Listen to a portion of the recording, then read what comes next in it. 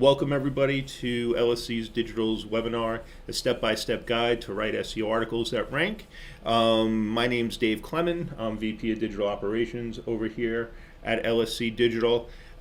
Just a few different announcements to make is that first off, we've been doing this webinar series now for a little bit, and a new schedule will be coming out on our site very shortly, lscdigital.com. Just go straight to the free webinar section, and we'll be updating that schedule in the next couple of days for the webinars for the rest of the year.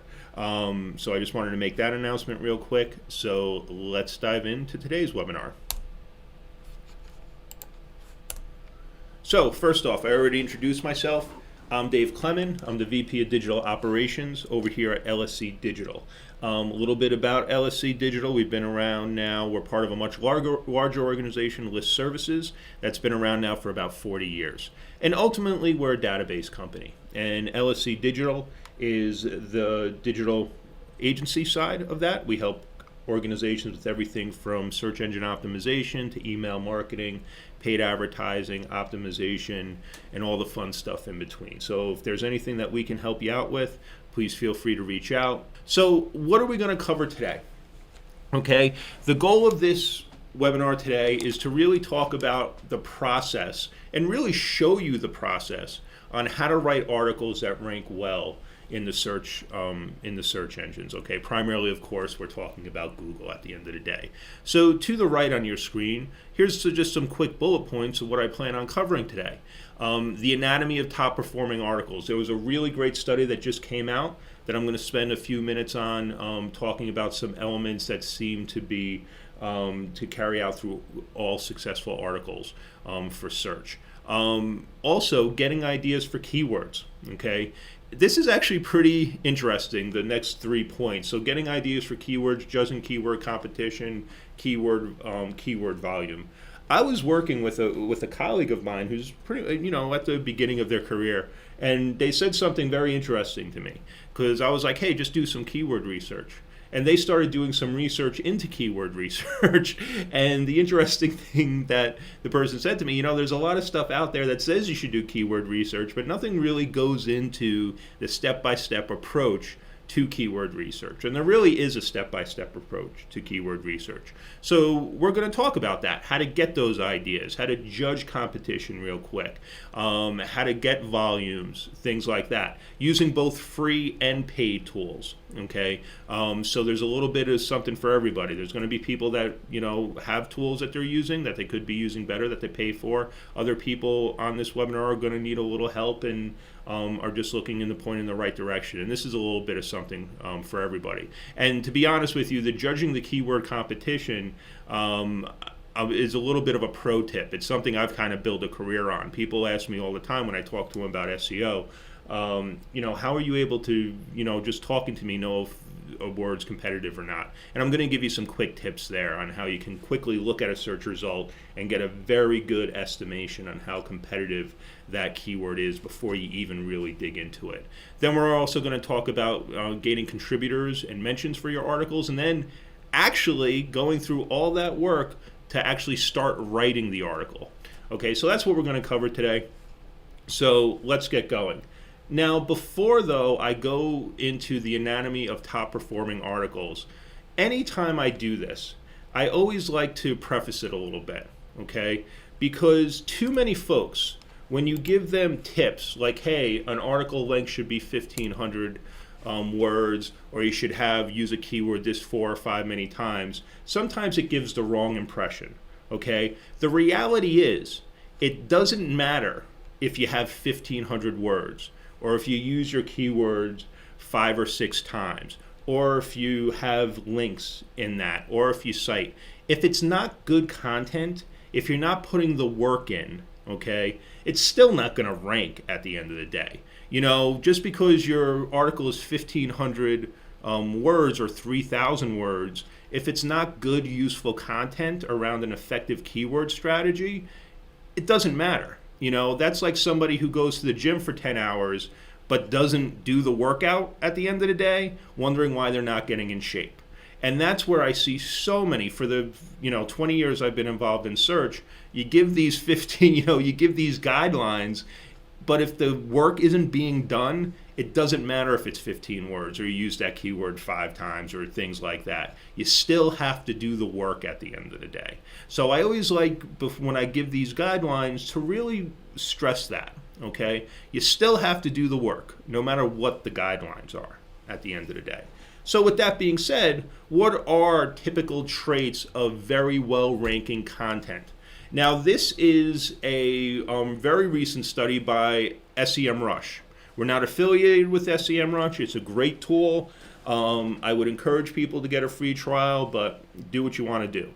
Good tool, like it. They put out a very good article, looked at about, I believe it's about 70,000 pages or so that rank well, and they had to have a very significant amount of traffic. And they just started looking at what are some common traits among that. So I cite the URL. We'll also share, like we do all our webinars, these slides. So I'm telling everybody right now, if you miss something, don't worry about it. You will get the slides and the full recording of this webinar within a day or two. Okay, so you're not going to miss anything. So don't worry about writing everything down. So with that being said, great article, SEMRush. Encourage everybody to check it out. Very well sourced, a lot of data. And they looked at what's the anatomy of top performing articles, successful versus invisible content, or content that doesn't get much engagement. And this is ultimately what they saw, the key takeaways. Ultimately, long reads of 3,000 words or more got 3 times more traffic and 4 times more shares and 3.5 times more backlinks than articles of an average length of 900 to 1,200 words, okay? Shorter articles have, and I liked how they worded it here, have 0 shares 4.5 times more often than long reads of 3,000 words. So basically, words, articles that they saw that had 3,000 or more words got shared 4.5 times more than articles that didn't. Long headlines work. They get more traffic, okay? Article with list headlines, and we'll go into that a little bit, do have a tendency to work well. So these are the 10 things I like about blah. These are the 9 ways to do this, so forth and so on.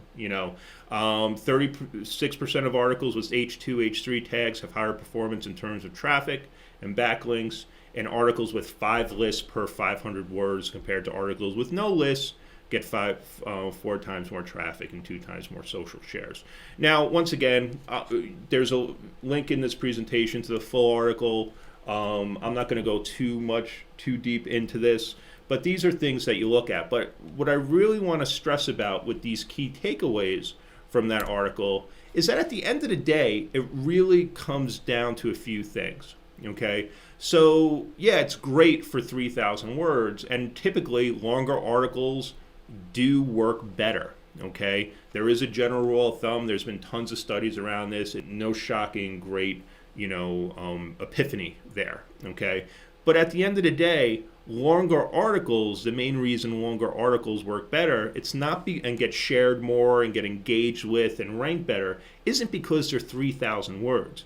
It's because they're usually much more in-depth articles. They're well sourced. They have a lot of information. They're really becoming that authoritative article for whatever that topic is, okay? That's what really matters at the end of the day. And if anybody's been on my webinars, whether we're talking about search algorithms or engagement from individuals and rankings, you always hear me talk about deep content, okay? That's what really matters, is deep content. And deep usually means longer, okay? But that's somebody who's then citing experts in the space, using quotes in the article, linking to other resources, having a video, having a list, having bullet points.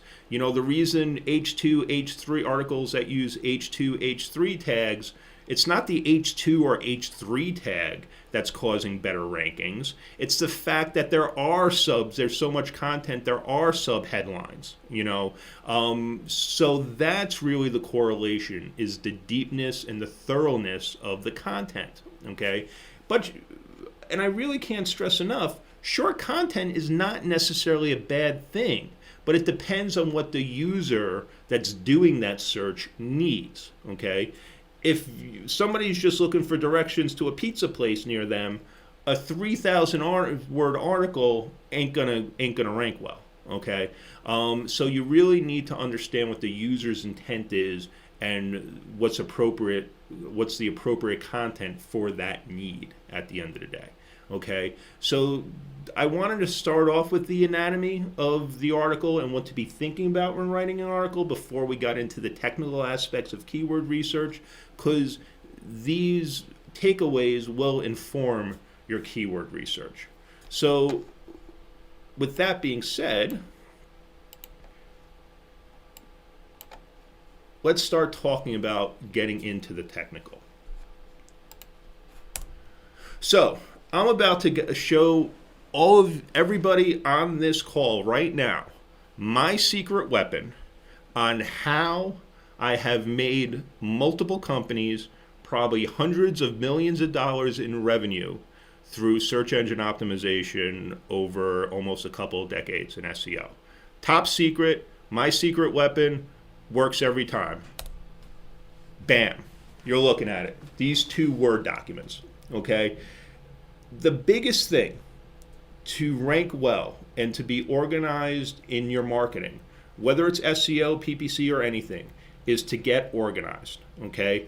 I stole this from somebody years ago. I'm sure other people have stolen it from me over the years, but it's all about getting organized. Now, anybody who's on this call, who's involved with search engine optimization, who's attending this webinar, if you don't have some type of organization, some type of format, some type of document that really brings it all together in a checklist, okay, you're missing the boat. Okay. Now, once again, we'll share this as far as the after the webinar, but I really can't stress this enough. Okay, this is the bigger secret to my success in regards to search engine optimization and doing it for organizations. Okay, and also this is a living document. You know, the document that I'll share with you guys is updated from this one. This I just grabbed an old one because I forgot to add the screenshot before I started this, but it's very important where you put together your resources, your link to your resources, what you need, what you don't need, who's responsible for what. So we'll share this template with everybody after the webinar, but this is really the starting point for any type of SEO work and ultimately creating an SEO article. So let's start talking about it, and we'll go step by step through it, and I'll show you the actual steps to fill in the blanks, so to say. So, very first part we're going to start, and this is going to be a good portion, is really talking about the keywords we're going to go after, okay? If you don't have a good foundation, if you're not going after keywords you can rank for, or keywords that are relevant to you, or keywords that are going to turn into money for you at the end of the day, guess what? You're wasting your time, okay? So, you know, this is a part that really matters and what we really need to take a lot of time with. So, with that being said, what are we really looking for? What makes the ideal keyword or key phrase, you know, for you? And it's really, you know, this Venn diagram really nails it. I'm sure a lot of you folks have seen something like this before. It really needs to be a mix of high volume, low competition, and relevancy. So if you can find something that's searched a lot, that isn't really competitive, that's highly relevant to your business, that's the ideal keyword or the keyword phrase for you, okay? That's not easy to do, especially in the organic space where it's getting more and more competitive every day, more and more businesses out there. But with that being said, there's over 1 million searches done. I'm not 1 million, there's over 1 million words, there's billions of searches done, but there's over 1 million words in the English language, okay? There's something like 1 million to the 32nd power 2-word combinations, okay? There's a lot of words out there, folks. You know, 3-word combinations, 4-word, exponentially goes out there. And most searches are multi-word phrases. So there is opportunity out there, but you need to do your research and find that phrase that is both has a relevant volume, has low competition that you can realistically rank for, but also is relevant to your business. So how do we go about finding that?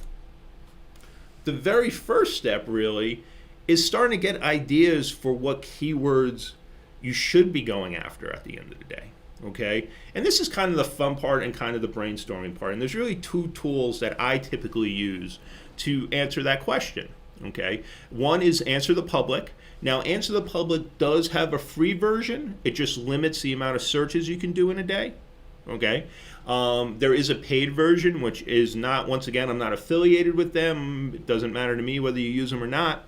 This is a tool I like, but there is also a paid monthly version. What I like about their version is that it is on a month-to-month basis, the paid version, versus their competitors, which really make you pay up front for the whole year. So I kind of like that about Answer the Public, is that it's completely month-to-month. Of course, if you commit for a year, you get 15 or whatever it is. You get a discount.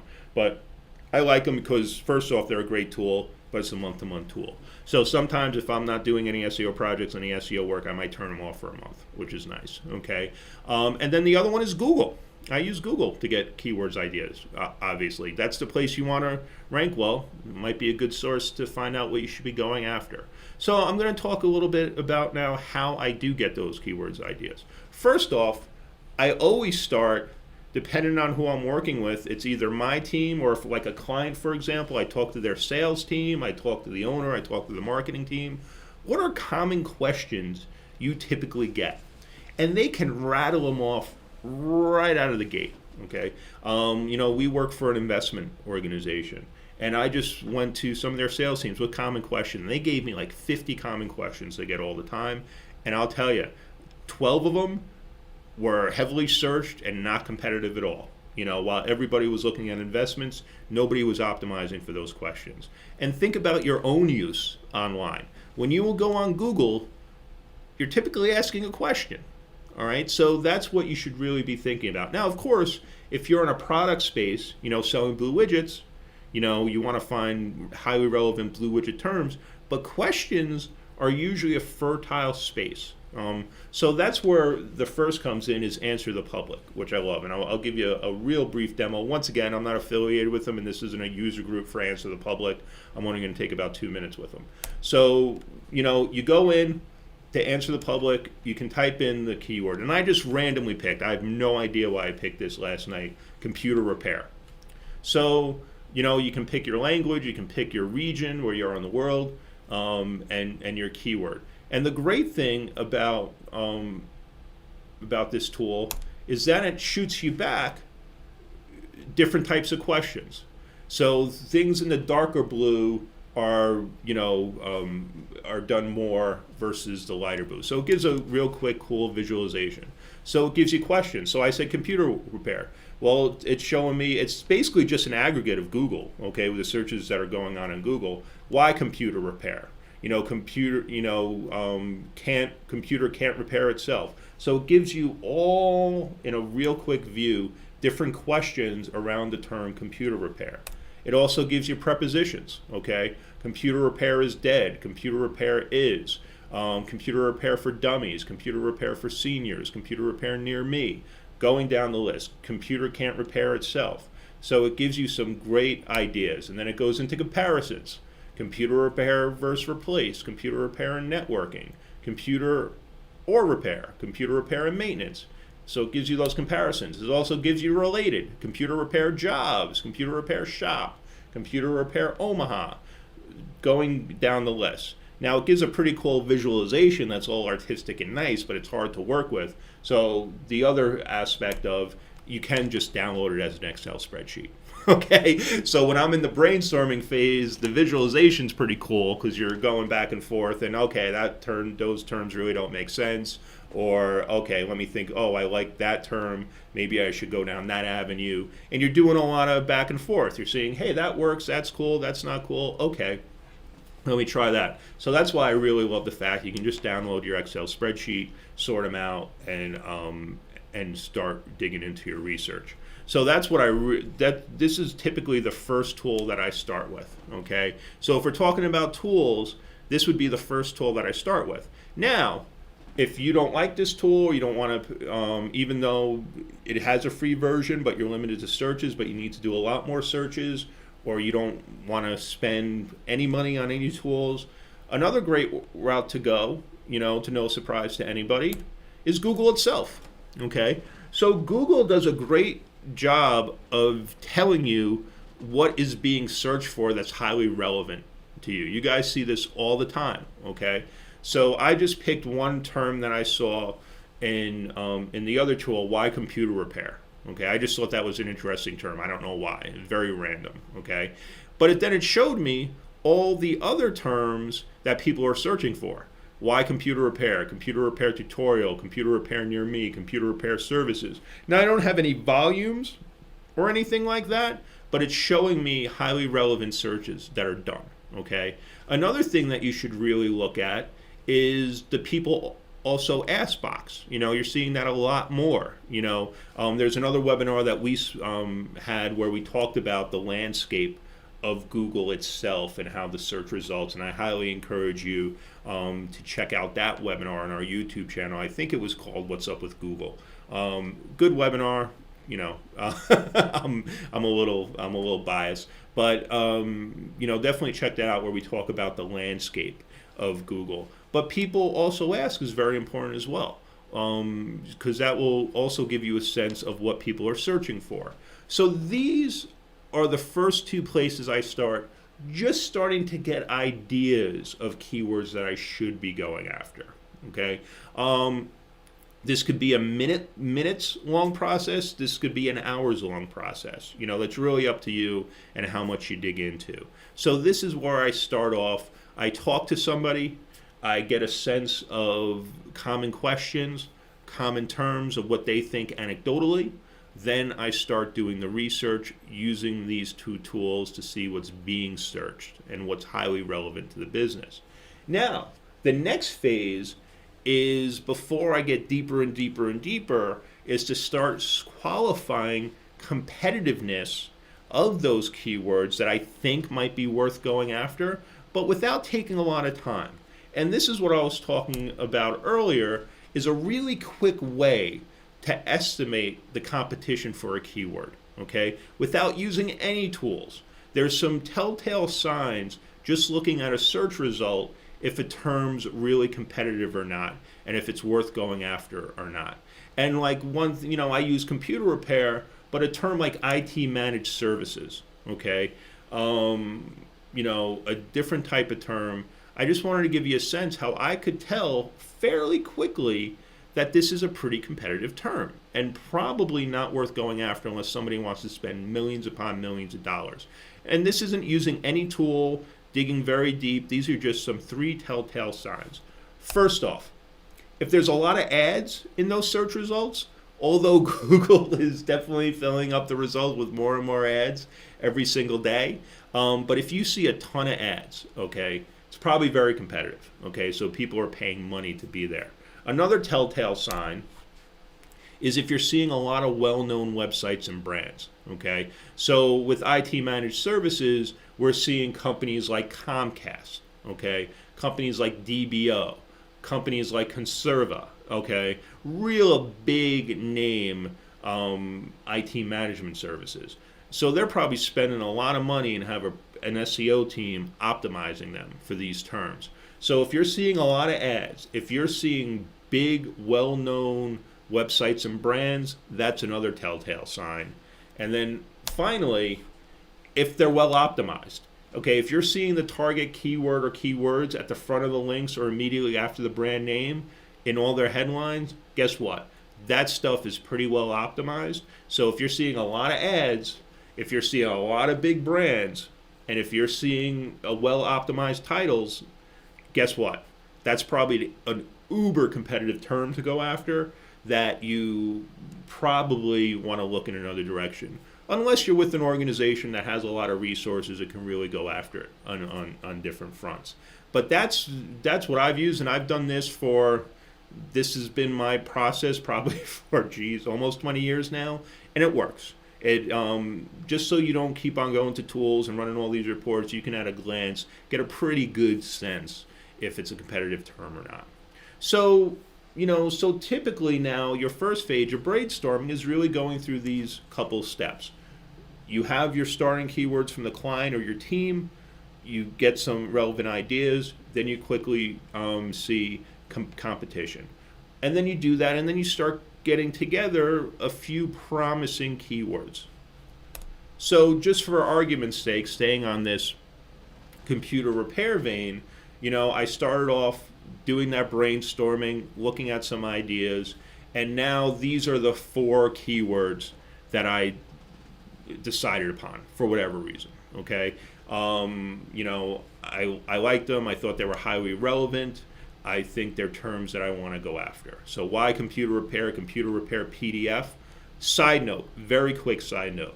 The anytime on a lead gen side, I see a related term that has PDF in it, my mouth waters, okay? Because the reality is, from a lead gen aspect, somebody looking for a PDF for a computer repair, it could be anything. Investing in gold, computer repair, health benefits. That is usually a lead gen opportunity there. Put together a good PDF that answers some questions, you can be capturing information from folks. So whenever I see like a PDF type of search, I dig a little deeper because there's usually a good opportunity for lead gen. But that's just a little bit of a side note. Computer repair for business, computer repair shop. So obviously these are some highly relevant terms if you were IT support, a computer repair organization. Okay, so I come up with these terms and I do the real quick sniff test. Hey, are these terms uber competitive? Okay, and looking at the terms themselves in Google, they don't really look all that competitive to me. There's not a ton of ads. There's not a ton of brand names. The titles aren't particularly well optimized. There might be some real opportunity here. Okay, so I've gone through this process, and I think I have 4 terms that are highly relevant, that aren't too competitive. But that's great. But now what we really need to look at, though, is, are people actually searching for these terms? A lot of times if a term's not competitive, it's because nobody's searching for it. Okay, it's great ranking number 1, but if nobody's searching for that term, it really doesn't matter at the end of the day. So that's really the next step, is really what's the interest out there for these terms. And here's another free tool that if you're not using, isn't part of your life from an SEO aspect, should really be, and actually has to be. And I'm sure a lot of people on this call have already heard about it. Google Trends, okay? So what Google Trends is, it's a tool, it's free. Just go to Google Trends, do a search for Google Trends, you go there. It's free. It's Google basically saying, hey, these are what's going on with search. So typically when you see, a news item, hey, this is spiking on Google, they're getting that from Google Trends, because you can look in what's for the day, what are the top searches, all that fun stuff. But you can also take in, a handful of terms all at once and just get a nifty little graph on about what's the interest in those terms. And it's a scale from 0 to 100. Now, this isn't search volume. I really need to stress that. This is just a measure that Google has put on these terms if people have interest in them or not. Now, of course, search volume heavily informs that, but it's not search volume, okay? It's interest over time. So we looked at you just pop in those terms real quick and see if there's some interest in any of them. And we see like computer repair shop, which is the blue line, very high, very strong interest, relatively speaking to the other terms. Why computer repair? Definitely has some steady interest. Computer repair PDF, I was actually kind of surprised that it had interest that's pretty much trailing off. And I think we could hypothesize a few reasons around that. And then computer repair for business was also very surprising that the trends were going down.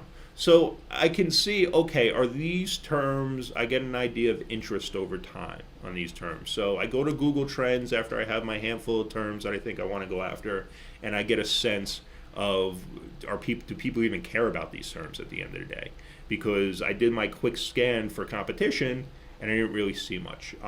So now I'm looking at the trends, and for a couple of the terms, there's some good interest in them. So we'll keep those in mind. We'll hold on to those 2 terms. Now, the next step is getting some, for lack of a better word, real numbers, okay? Starting to get into volumes.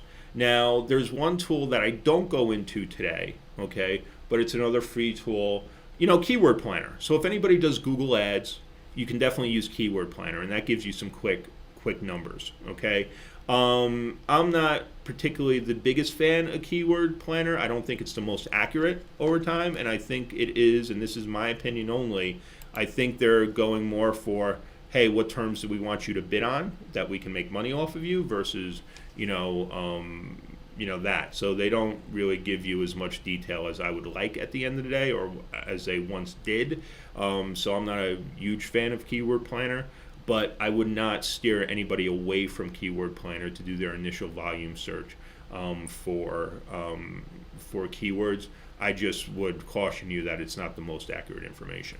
Okay, but the tool that we like to use, which is a paid tool, is Moz, or back in the day it used to be called SEO Moz. Okay, but there's tons of tools out there, and once again, I don't have any real. SEMRush is a good one, and there's a bunch of other ones. We have no affiliation with any of these organizations, so use what you want. They all have free trials. They're all not ridiculous. They're all $70 a month, something like that. And of course, if you sign up for a year, you get a discount. But we like Moz. I've been using SEO Moz for a while. I have used other tools, and I always wind up coming back to Moz for some reason. Okay, so I have my two terms that I really like. Okay, now I want to dig in a little bit deeper. So I'm going to start popping it in. So the first term, and this was actually very surprising to me, computer repair for business, actually has a relatively low search volume. 11 to 50 monthly volume. It does have a low difficulty, okay? So that means basically it's not competitive, which we already knew, okay? And what Moz gives is that last column, because once again, I don't want to do a user group for Moz right now, is that they give it a 47 priority. Now, what is that? That's a score unique to Moz that they take into account volume, click-through rates, and the organic results, difficulty, look at the whole thing and give it a score. Hey, is this a term that should be a priority for you to go after? Okay, so 47 is and it's probably because of the monthly volume, okay? But that's a great way to sort if you use a tool like this, because you could have hundreds of keywords and you can sort, okay, what's my highest priority, and then go after those terms. So that's what we found. So, surprising, computer repair for business, but I do want to put an important note here. Although with search volume, higher is usually better, all right? Because it means more people are searching for it, obviously. But ranking well for a lot of low volume terms, okay, can also bring you strong traffic, all right? And also it may be more relevant for you. So it's great getting 1,000 visitors for a term, but if you only have, for lack of a better word, those 1,000, 2 of them turn into somebody that gives you a call, versus, hey, you might only get 20 visitors, but 4 people call you, which one would you really want to rank for at the end of the day? So I do like to caution, generally, higher volume is better. But if it's a highly relevant term and they're more qualified visitors, that's good too. Now, also, and maybe, I don't know everybody on this webinar by any means, but I'm sure there's a swath of age groups. And back in the olden days, before 2012, in Google Analytics, you used to be able to see all the organic keywords that were coming to your site, okay?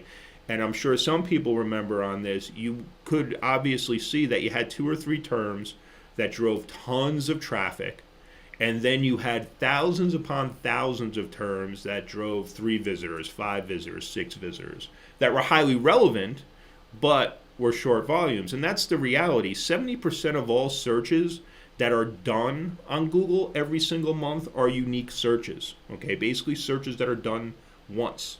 So low volume, a lot of low volume terms that aren't competitive, that are highly relevant, can turn into great traffic for you at the end of the day, okay? So just because it's low monthly volume, I wouldn't say discount it, but there's some math that has to be done there.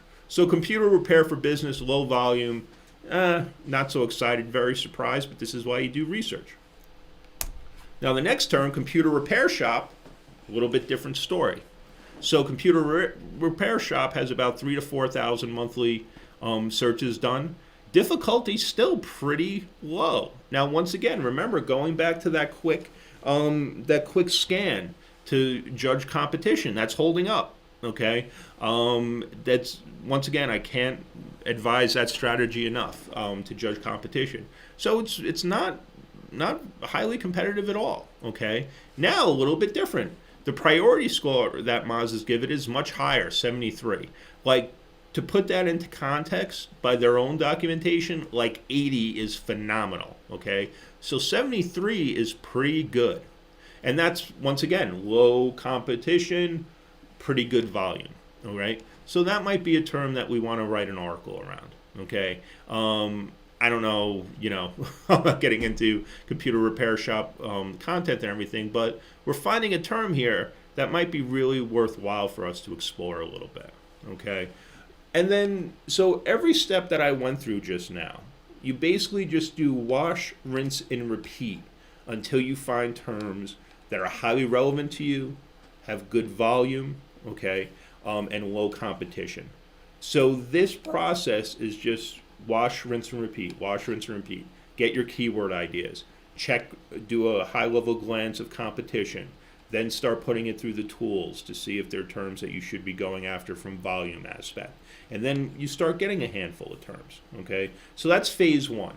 And this is really the most important phase of everything, because you can write an article, but if it's nothing that you realistically can rank for, or it doesn't have any volume, or it's not relevant enough to you, it's not going to matter at the end of the day, okay? So you go through these steps, and then wash, rinse, and repeat until you get the terms that you want to go after. And that's what we call your keyword matrix, okay? So that's the first step. So, moving along, and I just want to touch base real quick. Okay, I'll save that question to the end. So the next phase that we want to go to now is really start talking about, so we've done our keyword research. So what do we do next? Okay, so we've picked our keywords. And once again, folks, these are just example keywords. We don't work for a computer repair shop. I don't know if I don't even know article-wise, but these are just the examples I'm going with right now. So I'm going with these terms, computer repair shop and computer repair for business. Now the next thing we have to work on is thinking about what our titles are going to be, what our meta descriptions are going to be, what our permalink is going to be, any related words and phrases, and also internal linking. Now this needs to all be laid out before you write the article. Now, nothing's written in stone. You can adjust these things as you write your article. But to get organized and to send you on the right path to get moving, this is where I highly recommend starting off with. Because there's definitely rules of thumbs that you should follow. So let's talk about the different aspects. And I just did a screenshot last night on how LSC Digital is showing up for certain terms. So this is the title, okay? This is how you're showing up. Now the title should be 60 characters max, and it should start with the term you're looking to rank for, okay? Makes sense. Next is your meta description, okay? And that's 155 characters max that will be displayed, okay? And that's really, think of that as your sales copy, okay? That's what's going to drive people to click through in the search results, all right? So, and I purposely did a couple things here. Just because I'm saying 60 characters max for the title doesn't mean your title can't be longer than 60 characters max. But see what's going to happen. This is what will be displayed in the search results, okay? See how it trails off there, okay? Same thing with meta descriptions. 155 characters max is what will be displayed in the search results, okay? But it doesn't mean your meta description can't be longer. It's just going to trail off, okay? So that's something you need to keep in mind. And then finally, the permalink, okay? This is the link of the page. And this is extremely important, okay? Is you need to use the keywords, All right, so if you're going after search engine optimization, that's what should be in there. If you're going after a term like SEO, it needs to be in there. Okay, and the shorter the better, and that's whole tried and true since the days of AOL. The shorter the link, the better. There's a usability aspect to that. That really does help search results. So that's why it's so important, just taking a step back, is to really take some time, think about that title, think about that meta description, and think about that permalink, because that all does greatly impact your SEO. Not just from an algorithmic aspect, but also from a usability aspect. Like meta descriptions, that's all about people clicking through to you on the search results. That's your sales copy. So a lot of people would argue if that meta descriptions don't directly impact search results. I kind of disagree, but nobody disagrees with the fact that that causes the click-through, and that click-through, because if a search result is getting clicked through, Google sees, oh, that's the right search result for this term, I should rank them higher. So whether it's a direct or indirect cause on the search result, meta descriptions really matter a lot. And the permalink is just carrying it along. Hey, in the title, if we see this keyword, in the meta description, we see this keyword, in the permalink, we see this keyword. Oh, they're probably optimizing for this keyword. So that's why those elements are so important and should really be thought about. Okay. Now, the next part you should also be thinking about before you even start writing the article is the internal linking of the site. Okay. What other pages within your website in this article are you going to link to? Okay, and this is important. Okay, internal linking has always been very important for search engine optimization with Google, because it gives them an idea of, first off, how important the article is. Okay, think of your home page as being the most important page, and if an article is 6-7 times removed, it's category, subcategory, and then even further down, what's the importance? Also, how are different articles linking together? So if you're writing an article, just using this as an example, about paid advertising or paid search, and then you have a link to then landing page optimization, well, that's highly relevant, and it's valuable. It gives a better experience. It gives deeper content to the reader, which makes it a more valuable resource. So interlinking is also very important as far as your content is concerned. So these are things that you should think about before you even start writing the article. What the meta description is, what the title is, what the permalink is, what other articles are you going to link to, because this will actually make writing the article a heck of a lot easier. Okay, so that's very important. Next, to also start thinking about, so we've done our keyword research, we've nailed down what our title's going to be, what our meta description is going to be, what our link is going to be, how we're going to link to other resources within our website, and where ultimately this piece of content is going to live.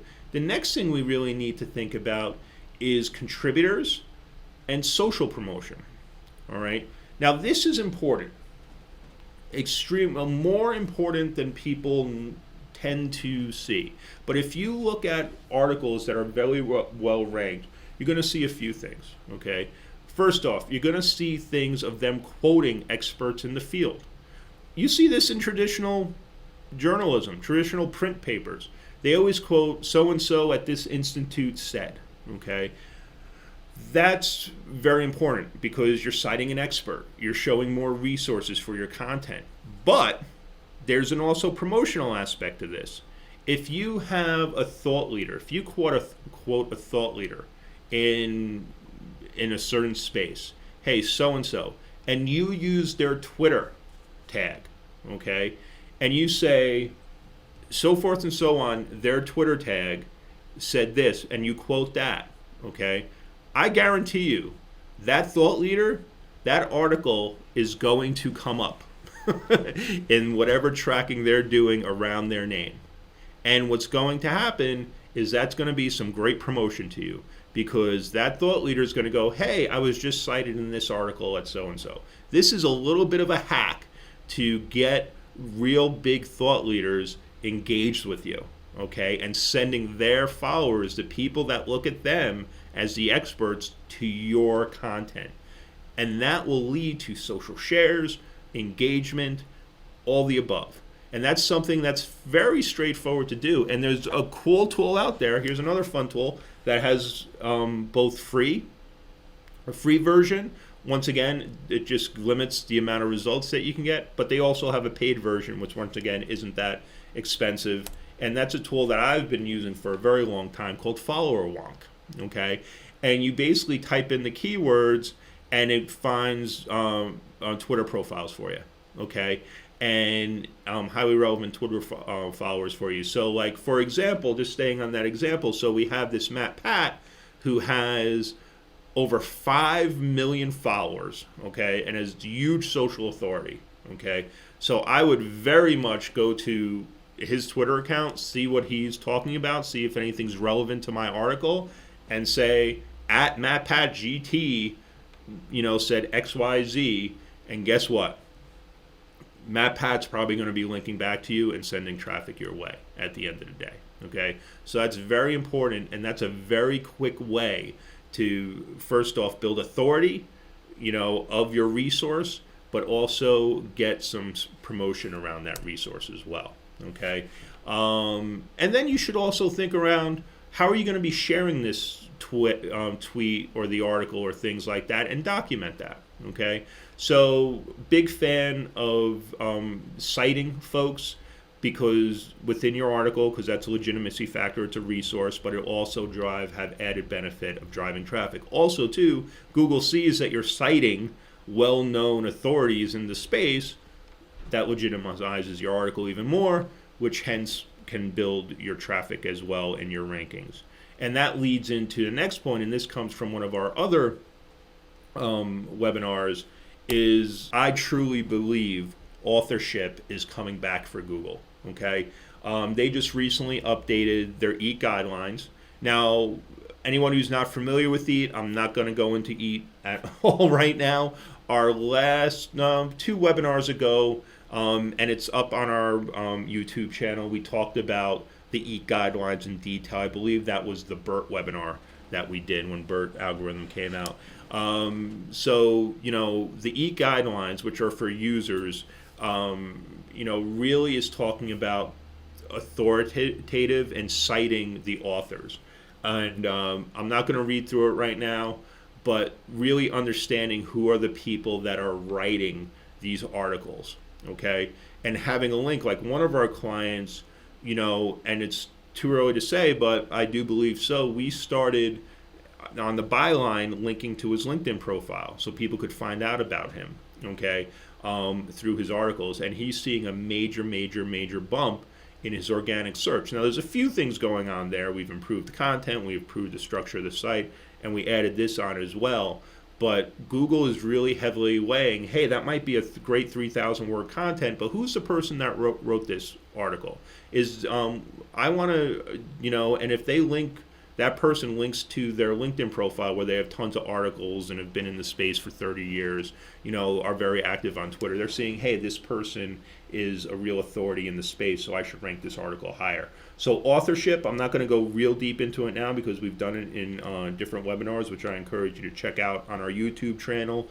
Just go to YouTube, search LSC Digital. You'll find it. But authorship is extremely important. They rolled it out a few years ago. People gamed the heck out of it. The technology wasn't there yet. But I firmly believe this is from September of last year that authorship is coming back in a big way. So that's another thing that you should be thinking about in your article. So now we've done the keyword research. We laid out our titles. We laid out our meta descriptions. We laid out how we were going to share it. Authorities in the space. We went out and found those folks. Now it's time to actually write the article.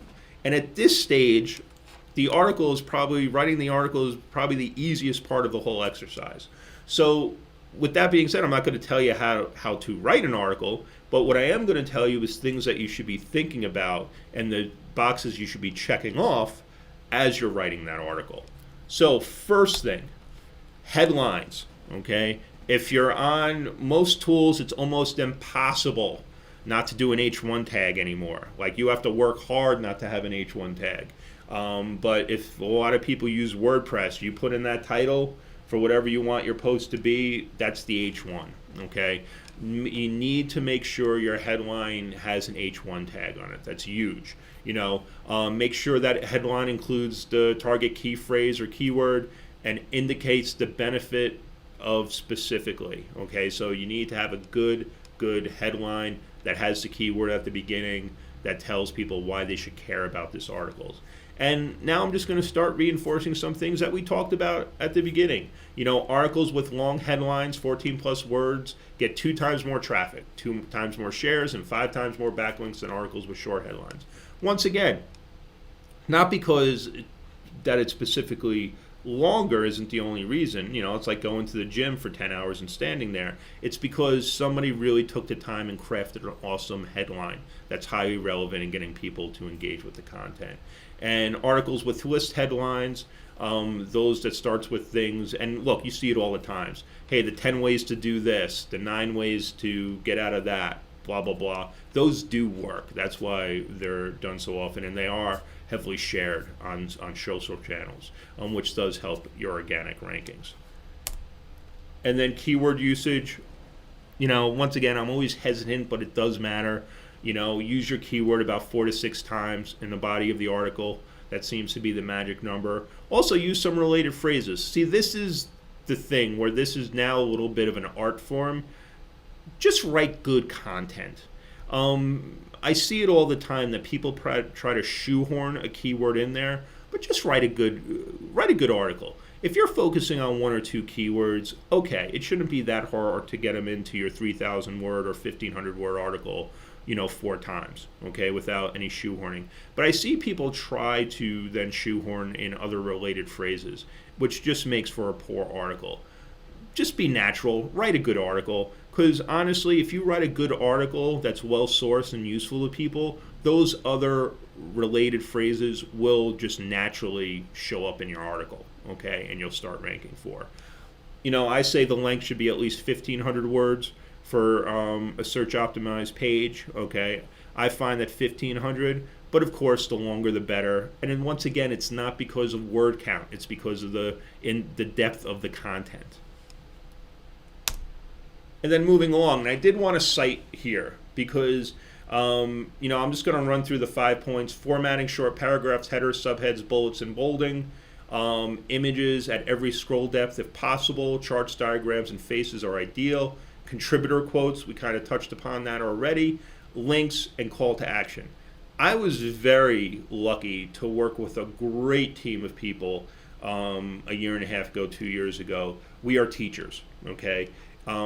If you want to see a page, a site where they write an article for SEO, you want to see a masterclass in people writing an article for SEO purposes, We Are Teachers is the place to go, okay?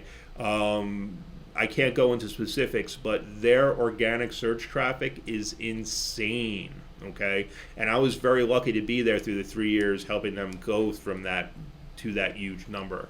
And honestly, I wanted to show people an example in this webinar, and their site, as far as how they write their articles, they check off every box. But it's also really great content for teachers. So, that's the underpinning. They can have all the structure right, but the content's still really good on top of it. They are, if you want to see people that know how to do articles for SEO, that's the place to go, weareteachers.com. So with that being said, just here's a lot of things. They have a lot of different titles. They start off with the coolest ways teachers are using robots in the classroom, okay? They have bullets, they have sub-headlines, they have images, they have people. They have really interesting stuff. If you want to see the way an article should be written, laid out for SEO, weareteachers.com. Highly encourage you to go check them out. I'm very impressed. And once again, I was just looking for something to give you folks an example today, and that was the place I was really drawn to. And that is right there, everything it should be. and more. You know, it's a longer article, it's in depth, it's highly useful to the audience, it has images, it has headlines, it has lists, all of it, and they nail it. I'll tell you right now, I know for a fact they crush it from an organic search aspect. Okay, so once again, we're right at time. This is what we covered today: anatomy of top performing articles, getting ideas for keywords, judging keyword competition, keyword volume, contributors and mentions, and actually writing the article. Now, to everybody, we always get these recordings up. You'll get an email from us. I'll also shoot out the slides to everybody like we always do. Please, I can't encourage you enough to check out our free webinars page. We're going to be updating that probably by the beginning of next week to see the rest of our schedule.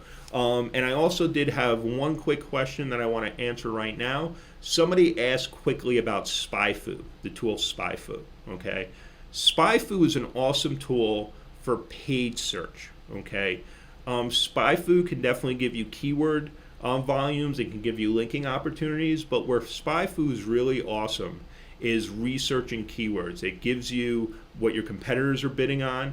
It also gives you the amount of time they've been bidding on it. So like, for example, let's just say computer repair. Oh, that my competitor is bidding on computer repair, so I probably want to go after it. Well, wait a sec. They, over a 12-month period, they bidded on it for 2 months and then stopped bidding on it. So that's a good indicator. Hey, they tried it, it didn't work for them, so they stopped bidding on it. That's where SpyFu is awesome, okay? So I just wanted to address that real quick. That's because somebody asked a very specific question about a very specific software. Any other questions, we'll definitely shoot anybody who asked a question an email. I also encourage anybody, if you have any questions or want to talk more, please feel free to reach out to me. And once again, really thank everybody for attending today.